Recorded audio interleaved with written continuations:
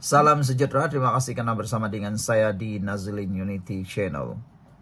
Akhirnya orang yang cepat sangat menabur fitnah terbongkar dalam kes Sultan Perak diserang wanita.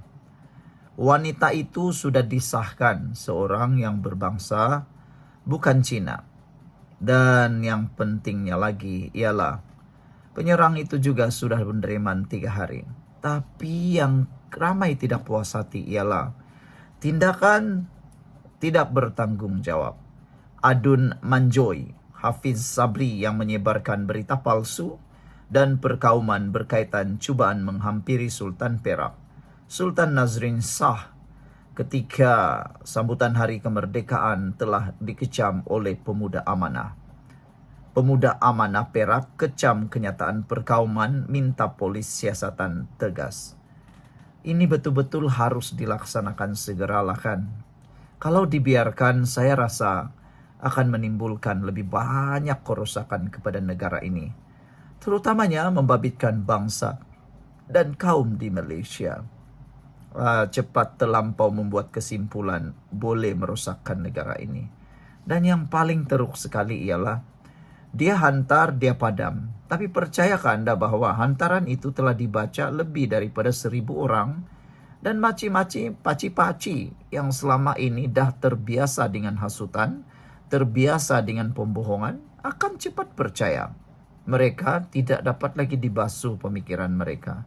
Sekali mereka baca, mereka akan terus percaya. Macam mana nak bersihkan lagi, kita pun tak tahu. Akhirnya, yang rugi kita sendiri. Tapi orang yang menyebarkan itu pula gembira ketawa-ketawa.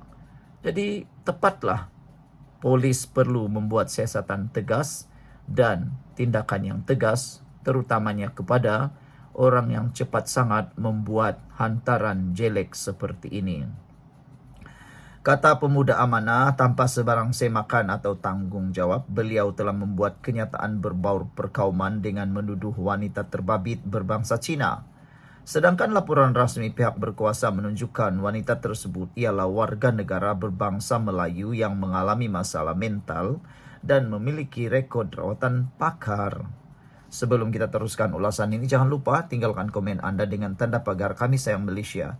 Izinkan saya kongsikan dulu kepada Anda semua, ini terapi imun Transovictor for Life. Terapi imun yang mendidik dan mengajar imun badan kita menjadi kuat dan bijaksana.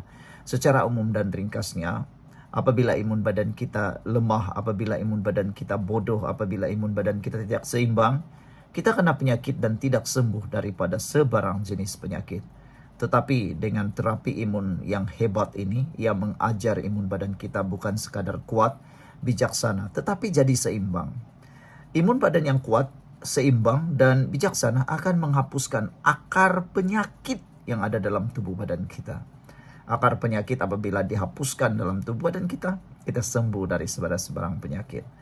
Mungkin ini adalah jawaban doa Anda selama ini. Mungkin selama ini, sudah bertahun-tahun Anda berdoa untuk penyembuhan, lepas daripada masalah kesehatan. Ini adalah jawaban kepada doa Anda selama ini. Jangan risau, produk ini ialah produk yang halal, diluluskan oleh KKM. Produk ini juga adalah produk yang diperakui oleh doktor-doktor di seluruh dunia dan di seluruh Malaysia. Cepat dapatkannya melalui nombor telefon saya yang tertera. Lebih mendukacitakan, kata pemuda amanah ini ialah fitnah tersebut bukan sahaja tular luas tetapi turut dipercayai masyarakat awam. Ini memperlihatkan betapa mudahnya sentimen kaum dijadikan bahan manipulasi untuk mencetuskan kebencian.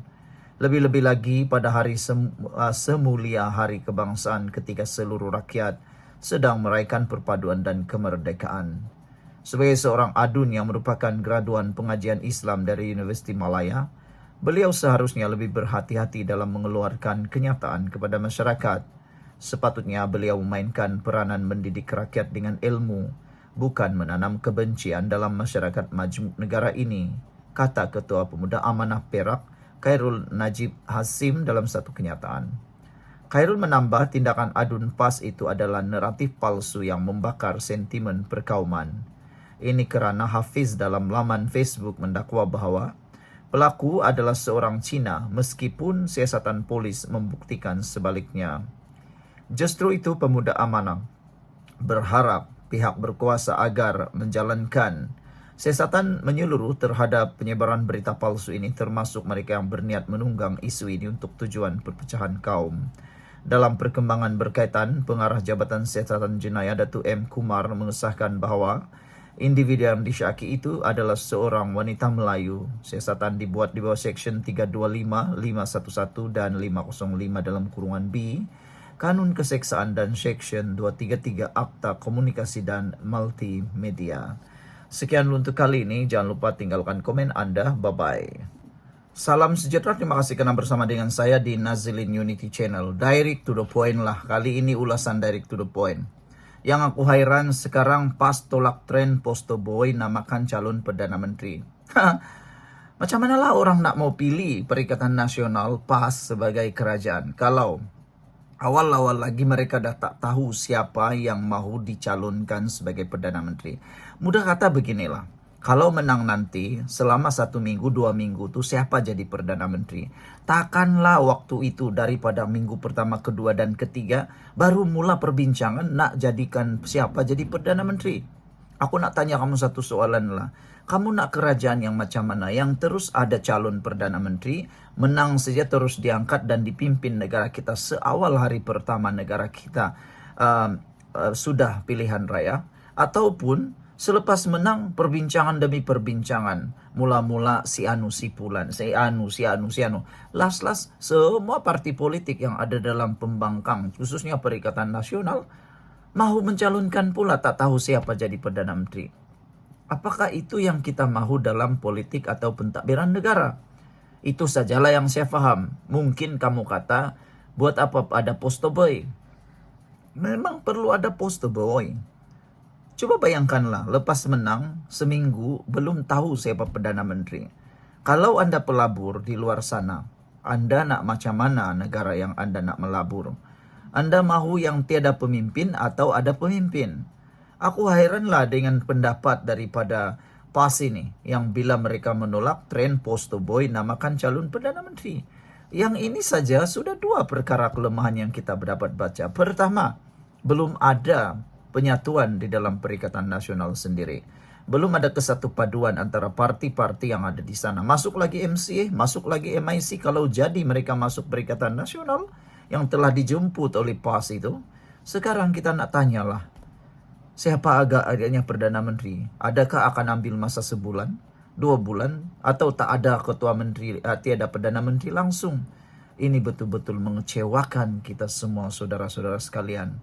Jadi buat apa ada kerajaan kalau begitulah caranya? Tidak perlu calonkan Perdana Menteri. Kamu pikirlah sendiri.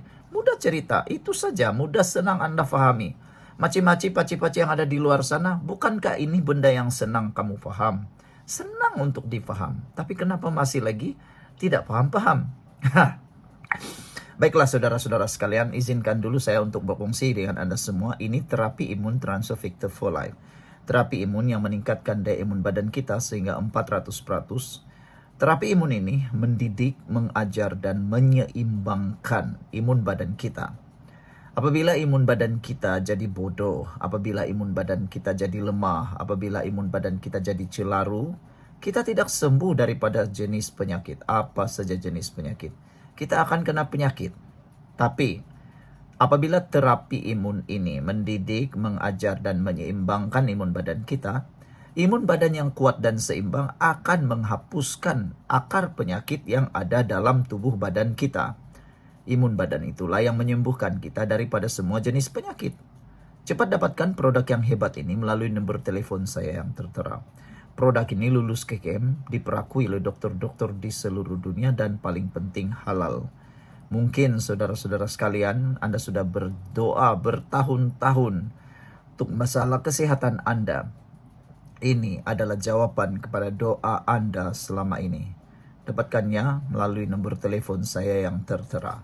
Saudara-saudara sekalian, Muktamar PAS kali ke-71 di Kedah pada 11 hingga 16 September ini dijangka berlangsung dalam keadaan suasana hangat berikutan berlaku pemilihan serta persiapan parti menghadapi beberapa pilihan raya negeri. Namun tiada pertandingan jawatan presiden dan timbalan presiden pemilihan kali ini. Timbalan Presiden PAS Datuk Seri Tuan Ibrahim Tuan Man yang menepis tanggapan PAS jumud atau tertutup sambil menekankan kestabilan dalaman parti. Perbezaan jelas dengan insiden pemilihan 2015 serta komitmen PAS menangani isu rakyat, kusara hidup, geopolitik dan masa depan Islam dalam cabaran politik semasa. Daripada isu ini saja, ramai netizen yang mula mempersoal kata mereka, kenapa agak-agaknya PAS takut untuk membuat pemilihan, kata mereka. Ramai yang cuba merosakkan perpaduan dalam PKR. Dorang kata bertanding akan menyebabkan perpecahan. Itulah. Dan ada juga yang bertanya-tanya kan Hadi Awang kenapa masih jadi Presiden PAS. Bukankah perlu ada presiden yang baru, yang lebih kuat, sehat, dan mampu memimpin, kata mereka. Ada apa perkembangan persiapan muktamar? Jadi saudara-saudara sekalian, apa pula pendapat anda semua tentang soalan itu? Itulah yang lawak dia kan. Apabila ditanya Perikatan Nasional siapa calon Perdana Menteri mereka, tiada satu pun yang berani jawab secara tuntas, secara umum sah atau secara tepatlah. Begitu. Jadi sekian untuk kali ini. Jangan lupa tinggalkan komen anda, tekan butang subscribe. Bye bye.